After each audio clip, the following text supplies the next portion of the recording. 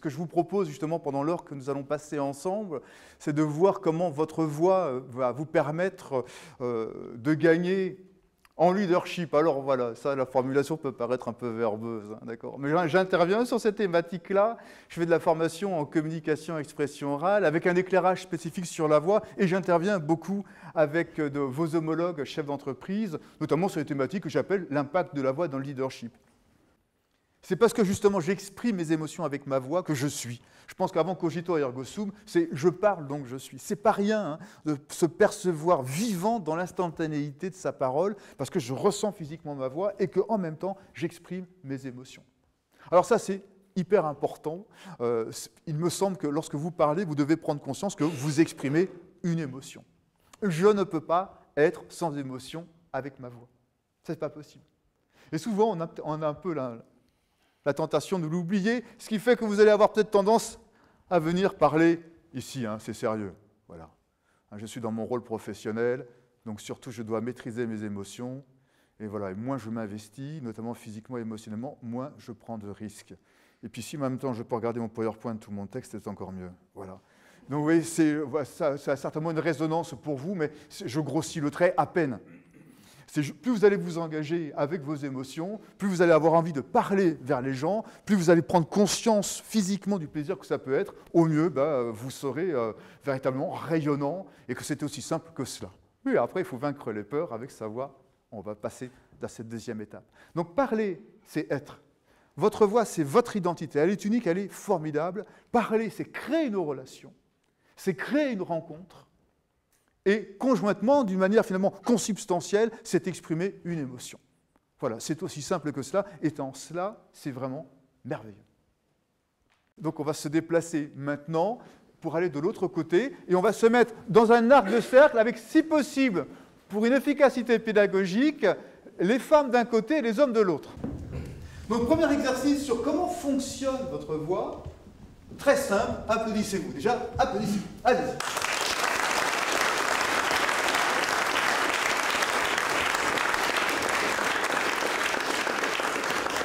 Alors déjà, ce qui est incroyable, c'est pourquoi j'entends. Qu'est-ce qui fait le son?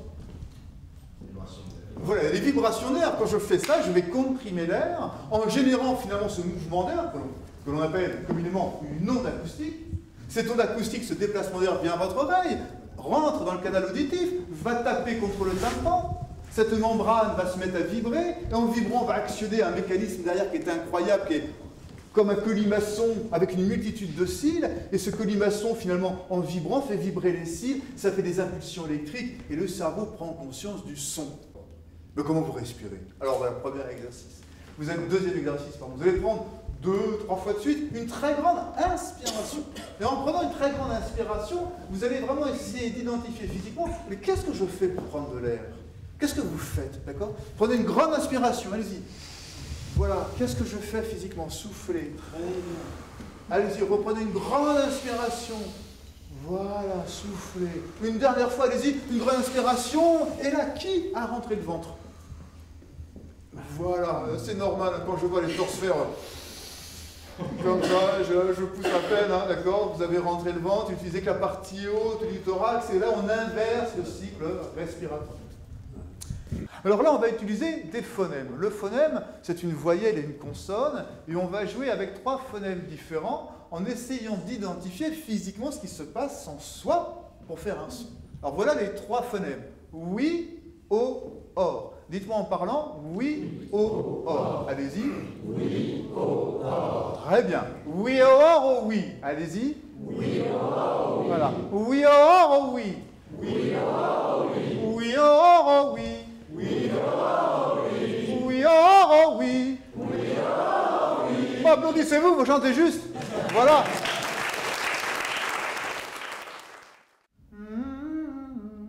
Oui, oh, oui. Qu'est-ce que j'ai ressenti physiquement entre les 3 de différents? Oui, oh, oui.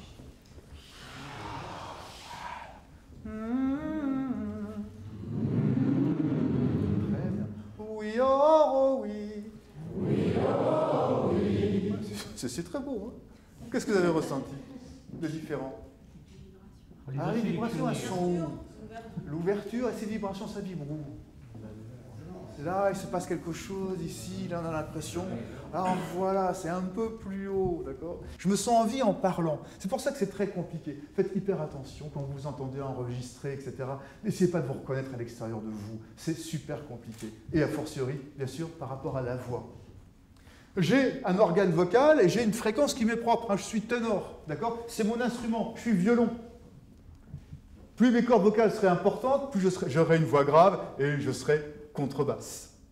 Et donc cette distinction, c'est pour ça que la voix est sexuée. C'est que vos cordes vocales sont plus petites que les nôtres. Et cette différence apparaît au moment de l'adolescence où nous faisons beaucoup de testostérone. Ça agrandit le cou, ça épaissit, agrandit les cordes vocales. C'est ce qu'on appelle la tessiture. Alors vous avez trois grandes tessitures, voix haute, voix moyenne et voix basse. On retrouve ça bien sûr chez les hommes et chez les femmes, ténor, soprane, baryton, mezzo-soprane, basse, alto. Mais tout le monde a trois octaves, d'accord? Si vous entendez les gens qui vous disent qu'ils ont 4 ou 5 octaves, c'est pas vrai, ça n'existe pas. On a 3 octaves. Mais on ne chante pas tous la même fréquence. Donc on peut tous chanter la même chose, la contrebasse peut faire au clair de la lune, et le violon peut faire au clair de la lune. On a tous notre propre tessiture. Alors ça, il faut bien la connaître, parce qu'autrement, parfois, on peut se fatiguer la voix. D'accord? Mais on peut tous chanter la même chose. Mais le langage, pourquoi vous parlez comme ça? Le langage, il est une musicalité. Pourquoi je parle dans cette musicalité? Ce qu'on appelle la prosodie. Ce mélange d'intonation, d'accentuation, etc. D'où ça vient? Intra-utérin, j'ai entendu la voix maternelle. Donc j'ai enregistré la prosodie de la voix de ma mère. Et entre 0 et 2 ans aussi, j'ai encore entendu parler des gens autour de moi. Donc quand je veux parler, je vais aller chercher par mimétisme, finalement, déjà préenregistrer une mélodie.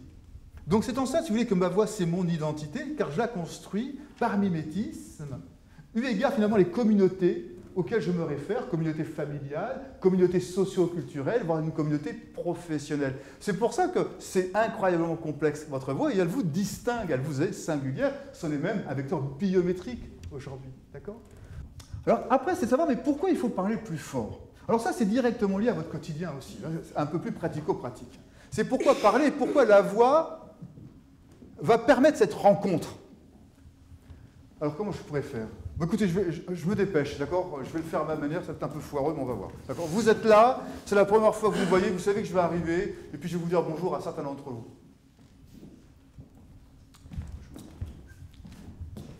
Vous avez déjà vu des bonjours comme ça, non? D'accord?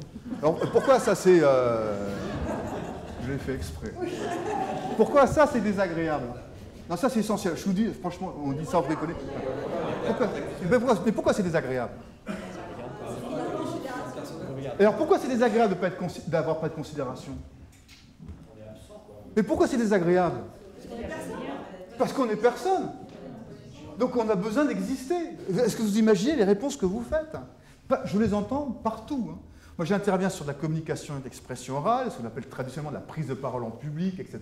Je fais aussi de la cohésion d'équipe au travers du chant, du théâtre et de la voix, etc. Enfin bref.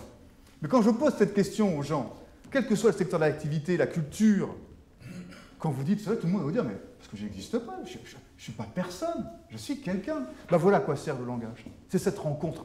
C'est je veux parler à quelqu'un. Je veux lui faire sentir que je suis en train de lui parler. Alors bien sûr, ça passe par le regard aussi, mais ça passe par cette énergie que vous allez avoir dans la voix.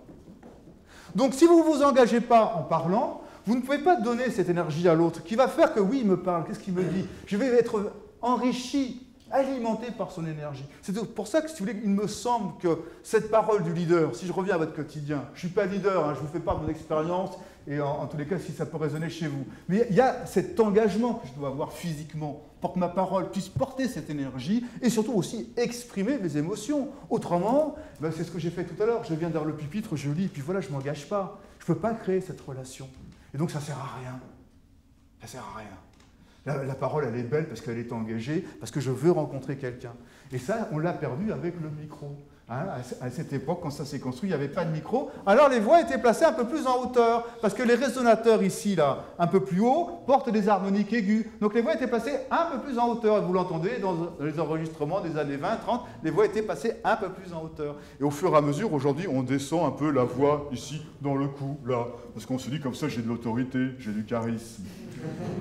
Maintenant, on va voir ce qu'on peut aussi contrôler dans la voix, c'est la sonorité. Vous avez 3 grandes sonorités que l'on va explorer avec deux phonèmes qui font un mot à part entière que le mot charmant. Alors vous allez me dire un gros charmant, une voix comme ça de camionneur. Hein. Charmant, un gros charmant, allez-y. Voilà, vous sentez que ça appuie un peu sur le cou là. Hein, recommencez, allez-y, très grave là. Voilà. Alors ça, voilà, ça s'appelle une voix laryngée. Il n'y a que cette zone hein, qui va vibrer en synthèse et ça fait cette voix un peu caverneuse. Alors il y a bien sûr l'inverse, hein, qu'on appelle la voix mixte ou la voix de tête. D'accord? Croyez-y, hein, c'est facile. Charmant! Allez-y! Charmant! Oui! Que vous, mesdames, allez-y! Charmant! Brava! Allez-y, monsieur, croyez-y! Charmant! Oui! Vous pouvez les applaudir parce que c'est pas facile. Hein. Alors, il est certain que dans la perception de la virilité, ça perturbe, ça c'est certain. Mais voilà, ça c'est une sonorité qu'on est tous capables de faire sans passer par une opération préalable, ça s'appelle, voilà. Je schématise, mais ça s'appelle la voix de tête. Je vais chercher des résonateurs beaucoup plus en haut du crâne. Alors, on chante des styles d'opéra comme ça. On va faire la terrasse, le rez-de-chaussée et la cave, comme ça.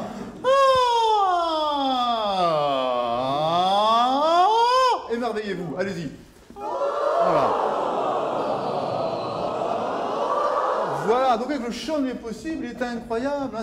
C'est aussi simple que cela. Aussi simple que cela. Après, si vous voulez, effectivement, le chanteur d'opéra, eh ben, c'est un geste qui va être plus précis. Mais tout le monde est capable de faire une sonorité à la manière d'un chanteur d'opéra. Après, bah, pour être autonome et avoir suffisamment de maîtrise de sa voix, il y a de l'empirisme, il y a du travail, c'est des musculatures un peu plus profondes qu'il faut faire intervenir, qu'il faut se réapproprier. Enfin, tout ça est accessible, d'accord ? Est-ce que vous auriez, quelles sont les questions que vous pourriez avoir? Qu'est-ce que ça fait apparaître comme question? Je regarde l'heure, j'ai encore du temps. Ouais. 25. Super. Comment on crée ce vent-là? Alors, est-ce que, madame, vous pourriez présentement me reposer la même question plus fort? Allez-y. Alors, j'ai une question à poser. Pour avoir plus de vent, comment fait-on? Voilà, d'accord. Donc, vous allez reposer la question encore plus fort. Allez-y. J'ai une grande question à poser. Comment fait-on pour avoir plus de vent? Voilà, d'accord. Donc, il y a une différence. Je force le trait entre comment fait-on pour avoir un peu plus de vent avec sa voix et comment fait-on pour avoir un peu plus de vent avec sa voix. La différence entre les deux, pourquoi vous le faites? C'est parce que vous vous autorisez. Vous vous autorisez à vous engager physiquement dans ce que vous êtes en train de dire. Et naturellement, la voix se place et naturellement, tout le corps vient servir finalement votre intentionnalité. Donc en fait, sauf que si vous n'avez jamais été habitué à le faire, si vous avez toujours parlé dans cette perception physique de la voix, parce que vous avez eu des micros, parce que c'est comme ça, d'accord? Du jour au lendemain, quand vous demandez aux gens de parler un peu plus fort, ben c'est très difficile parce que vous ne vous reconnaissez pas. Le cerveau dit, mais attends, mais qu'est-ce que tu fais? On n'a jamais fait ça. C'est pas toi.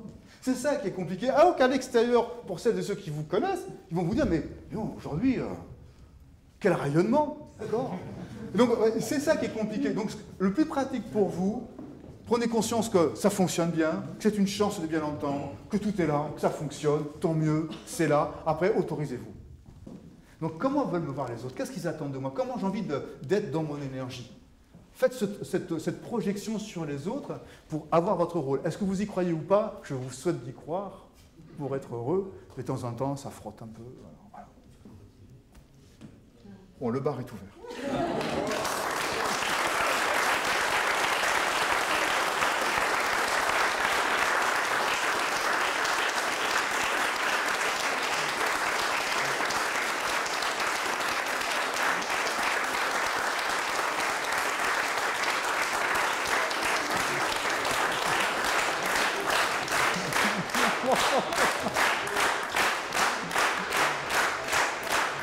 Merci beaucoup, Bruno. Merci beaucoup.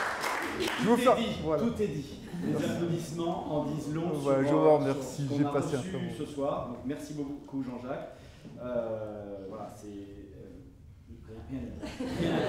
sinon que effectivement le bar est ouvert, mais je voudrais aussi remercier Florence Sabot, qui est une de nos adhérentes, qui est là et qui nous a préparé ce buffet à la main.